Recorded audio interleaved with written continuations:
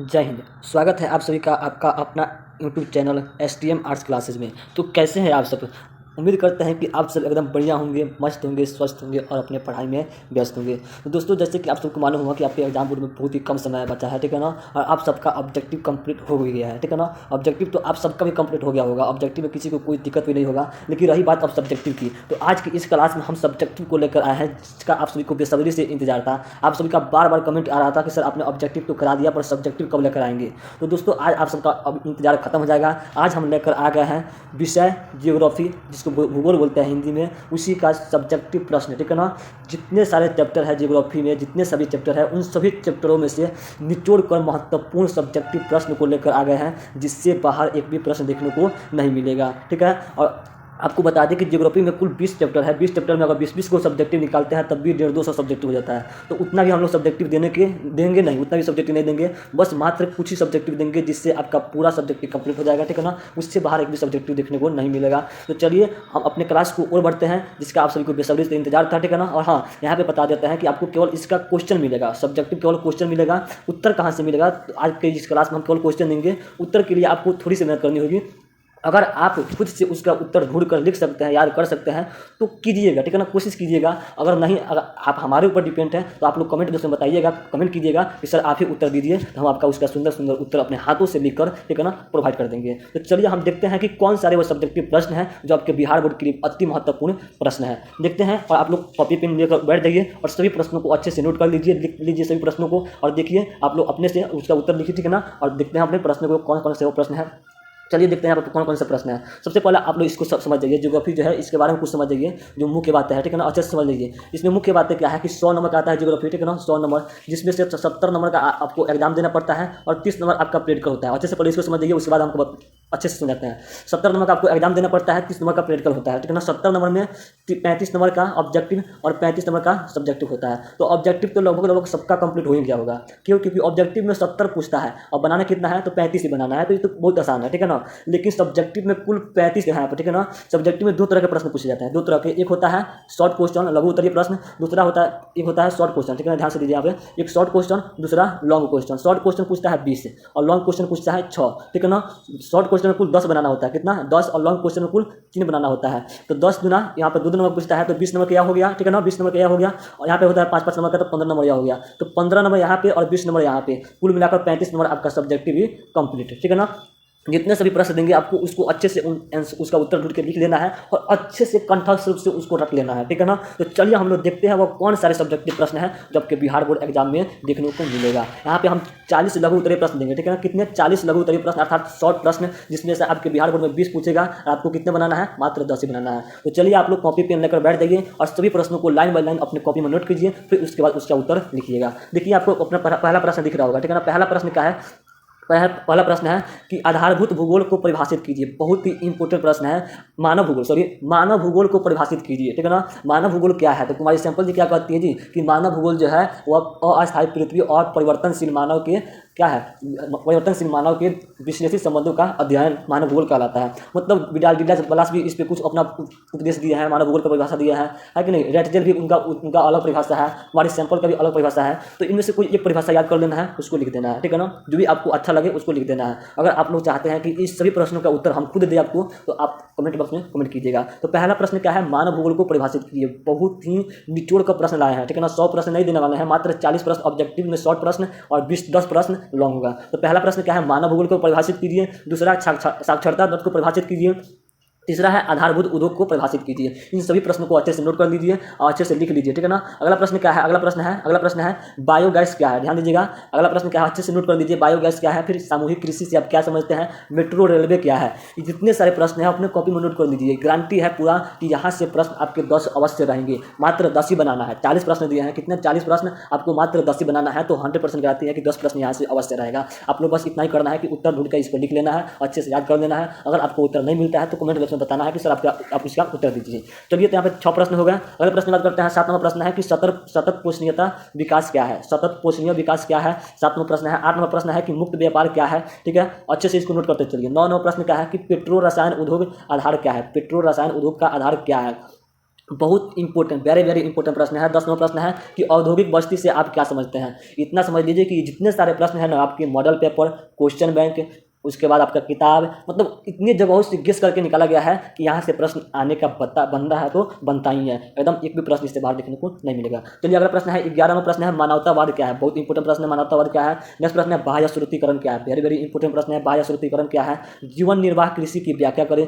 सभी प्रश्नों को अच्छे से नोट कर लीजिए, ठीक है। और हाँ, वीडियो पर चैनल पर नए है तो एक बार लाइक कर दीजिएगा, ठीक है। चलिए अच्छे से नोट कर लीजिए सभी प्रश्नों को। अगला प्रश्न क्या है, 14 नंबर प्रश्न है कि जनसंख्या संगठन से आप क्या समझते हैं। मानव भूगोल के 4 उपक्षेत्रों के नाम लिखिए। 15 प्रश्न है। 15वां प्रश्न है। 16 नंबर प्रश्न है कि आर्थिक भूगोल के 4 उपक्षेत्रों का नाम लिखना है। तृतीय क्रियाकलाप के 4 उदाहरण लिखना है, ठीक है ना। आप लोग अच्छे से, खूब अच्छे से इसको लिख लीजिएगा सभी प्रश्नों का उत्तर। चलिए अगर नहीं होगा तो आप लोग कमेंट बॉक्स में बताइएगा, हम उसका सभी प्रश्नों का उत्तर आपको प्रोवाइड कर देंगे। 4 पंचम क्रियाकलापों को लिखना है। यहाँ पर 3 क्रियाकलाप लिखना है, तृतीय क्रियाकलाप, यहाँ पर 4 पंचम क्रियाकलाप, ध्वनि प्रदूषण के 4 स्रोत लिखना है। अगर आपको इसका उत्तर नहीं मिले तो कमेंट कीजिएगा, ठीक है। चलिए अगला प्रश्न क्या है कि ऊर्जा के 2 नवीकरणीय स्रोतों का उल्लेख करें। भूमि निम्नीकरण के 2 कारणों को लिखिए। अच्छे से नोट कर दीजिए सभी प्रश्नों को। भारत के किन्हीं 4 रबी फसल और खरीफ फसलों के नाम लिखना है। 4 को रबी फसल और खरीफ फसलों के नाम लिखना है, ठीक है।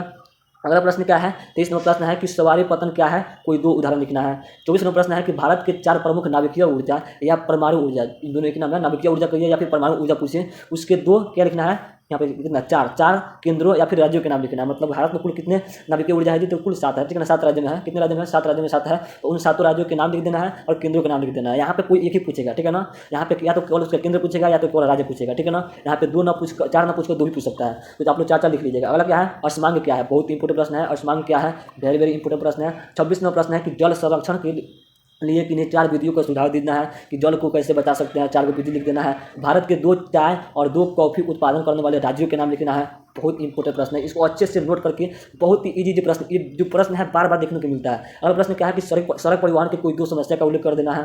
कुटीर उद्योग एवं लघु उद्योग में अंतर बता देना है। प्रकीर्ण एवं सघन बस्तियों के बीच अंतर बता देना है। सभी प्रश्नों को अच्छे से नोट कर लीजिए। 30 प्रश्न में कंप्लीट किया। अगला प्रश्न क्या है, 31 नंबर कि प्रदूषण तथा प्रदूषकों में अंतर बताना है। जन्म दर और मृत्यु दर में अंतर बताना है। परिवहन और संचार में क्या अंतर है, ये भी बताना है। यहाँ पे एक और बात समझ लीजिए कि यहाँ पे जो लिखिएगा ना उसका उत्तर अच्छे से अलग अलग करके लिखिएगा। यहाँ पे आपको एक भी प्रश्न पूछ सकता है ऐसे भी कि संचार से आप क्या समझते हैं। यहाँ से ऐसे भी प्रश्न पूछता है संचार से आप क्या समझते हैं। तो अगर आप परिवहन और संचार में अंतर बताइएगा तो ऑटोमेटिक आपको संचार के बारे में पता चल जाएगा। तो संचार भी केवल पूछेगा तो उससे भी उत्तर आप लोग दे सकते हैं। चलिए अगला प्रश्न क्या है, 34 नंबर प्रश्न है कि अपकर्ष कारक और प्रतिकर्ष कारक में अंतर स्पष्ट करना है। 35 नंबर प्रश्न है फुटकर सेवा व्यापार क्या है। फुटकर व्यापार सेवा क्या है। 36 नंबर प्रश्न है प्रशासनिक नगर क्या है, उदाहरण दीजिए। बहुत इंपॉर्टेंट प्रश्न है। अगला क्या है, 37 नंबर वेरी वेरी इंपॉर्टेंट प्रश्न की स्वर्णिम चतुर्भुज राजमार्ग पर टिप्पणी देना है, ठीक है। 38 नंबर प्रश्न है कि शुष्क कृषि का क्या अर्थ है। देखिए कितने इंपॉर्टेंट प्रश्न है, बहुत ही महत्वपूर्ण प्रश्न है। आप लोग हर हाल में इसका उत्तर खोज कर लिख लीजिए, नहीं तो कमेंट करके बताइए कि सर आप इसका उत्तर दीजिए। जिस तरह से प्रश्न दिया है उसी तरह से इसका सुंदर सुंदर उत्तर लिख दीजिए और ऐसे एकदम शॉर्टकट में इसका उत्तर लिखिएगा, ठीक है, ताकि याद हो जाए। अगला क्या है कि भारत द्वारा आयात और निर्यात की जाने वाली 4 वस्तुओं का नाम लिख देना है। भारत में आने वाली 4 वस्तुओं, भारत से जाने वाली 4 वस्तुओं का नाम लिखना है। नगर, महानगरों और मेगा नगरों को परिभाषित करना है। नगर क्या है, महानगर क्या है, मेगा नगर क्या है, सबको परिभाषा लिख देना है। अगला क्या है कि सार्क का पूरा नाम बता देना है और उसका मुख्यालय कहाँ है वो भी बता देना है। लास्ट में प्रश्न है 42 नंबर प्रश्न है, ठीक है ना। कुल 42 प्रश्न है, वृद्धि एवं विकास में अंतर स्पष्ट करना है। कुल 42 प्रश्न दिया हमको, कितने प्रश्न दिया है, 42 प्रश्न लघु उत्तरीय प्रश्न है। इसको अच्छे से इसका आंसर लिखकर आप लोग नोट करके अच्छे से याद कर लीजिएगा। इससे बाहर आपको प्रश्न देखने को नहीं मिलेगा। और हाँ, अगर आपने पहले भी कोई प्रश्न आपको अच्छा लग रहा होगा तो गेस अगर आप भी कहीं से गेस कीजिए प्रश्न को याद किया है तो उसको भूलिएगा मत, तो वो भी बहुत इंपॉर्टेंट होगा, ठीक है ना। अगर आपने कहीं दूसरे कोचिंग सेंटर से याद किया है तो वो भी बहुत अच्छा, ठीक है। लेकिन आप इन सभी प्रश्नों को उत्तर लिखकर अच्छे से याद कर लीजिएगा। चलिए यहाँ पे आपका कुल 42 हमने दिया, ठीक है ना। 43 अभी और है, एक सेकंड अभी और है। 43 नंबर प्रश्न है आयुर्लिंग पिरामिड क्या है। 44 नंबर प्रश्न है लिंगानुपात से क्या समझते हैं और मानव प्रवास के कारणों को लिखिए। बस मात्र 45 प्रश्न है। कितना है, 45 प्रश्न आपका कुल कितना है, 45 प्रश्न आपका ज्योग्राफी में है। 45 हम कहते हैं ना कि 45 प्रश्नों को आप लोग अच्छे से नोट करके लिख लीजिए। आपको यहाँ से 10 क्वेश्चन पक्का है, 100% गारंटी है कि आएगा ही आएगा। 20 नंबर आपका कंप्लीट हो गया। कितने नंबर, सब्जेक्टिव में 20 नंबर कंप्लीट हुआ। लघु उत्तरीय प्रश्न आपका पूरा कंप्लीट हुआ। अब आते हैं दीर्घ उत्तरीय प्रश्न में कि कौन सारे वो दीर्घ उत्तरीय प्रश्न है जो आपके बिहार बोर्ड एग्जाम में पूछे जाएंगे। चलिए कुल 10 दीर्घ उत्तरीय प्रश्न दिए, 10 दीर्घ उत्तरीय प्रश्न है, इसको अच्छे से नोट कर लीजिए। सभी प्रश्नों को नोट कर लीजिए। चलिए अगला प्रश्न क्या है, 10 दीर्घ उत्तरीय प्रश्न है। देखिए दीर्घ उत्तरीय प्रश्न में क्या है, पहला प्रश्न क्या है कि भारतीय कृषि की समस्याओं का उल्लेख कीजिए। ये तो बहुत इंपॉर्टेंट प्रश्न है, भारतीय कृषि की समस्या का बारे में बताते हैं। अगला क्या है कि गंगा भारत की गंगा नदी और यमुना नदी दोनों जो नदी है सर्वाधिक प्रदूषित नदी मानी जाती है। कैसे, इस कथन का परीक्षण कर लेना है कि भारत की जो गंगा और यमुना नदी है सबसे गंदी नदी है, इसको बता देना है। बहुत इंपॉर्टेंट प्रश्न है प्रश्न। अगला क्या है कि भारत में लोहा एवं इस्पात के वितरण की व्याख्या करना है। बहुत इंपॉर्टेंट प्रश्न है, मात्र 10 ही ऑब्जेक्टिव लॉन्ग प्रश्न है। अगला क्या है, 4 नंबर प्रश्न है कि भारत में धान और उत्पादन के वितरण का वर्णन करना है। भारत में धान के उत्पादन और वितरण का विवरण देना है। 5वां प्रश्न है नियतिवाद और संभववाद में अंतर स्पष्ट कर देना है। और 6वां प्रश्न है गहन निर्वाह कृषि की विशेषता बता देना है। चलिए 4 प्रश्न और है, 4 प्रश्न है और यहाँ पे देख लीजिए। अगला प्रश्न क्या है कि अंतर्राष्ट्रीय व्यापार में पनामा नहर और सुएज नहर की भूमिका का वर्णन कर देना है।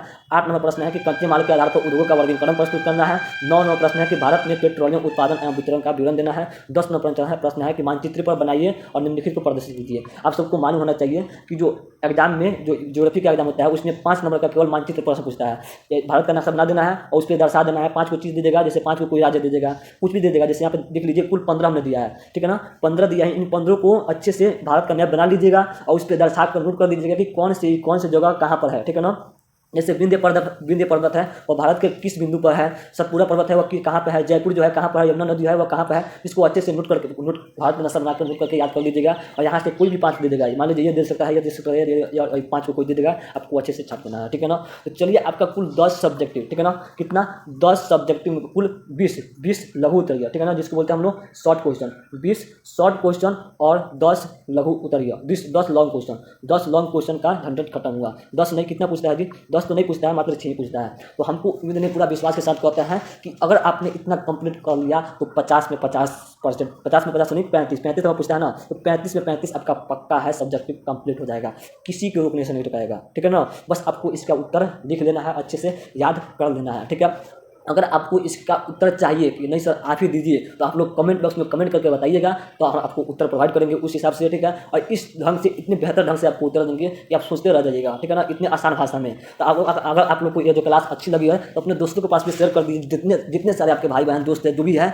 उनके पास भेज दीजिए, शेयर कर दीजिए, ताकि वो भी इन प्रश्नों को अच्छे से बेहतर तैयारी कर ले, उनका भी एग्जाम अच्छे से निकल सके, ठीक है। तो चलिए, और एक और बात है कि अगर आप भी सब्सक्राइब नहीं किया है तो सब्सक्राइब कर लीजिए, ताकि जब हम इसका उत्तर लेकर आएँ तो आपको आसानी से मिल जाए। मिलते हैं नेक्स्ट क्लास में इसी के उत्तर के साथ, आपके कमेंट के हिसाब से। चलिए मिलते हैं नेक्स्ट क्लास में, तब तक के लिए जय हिंद।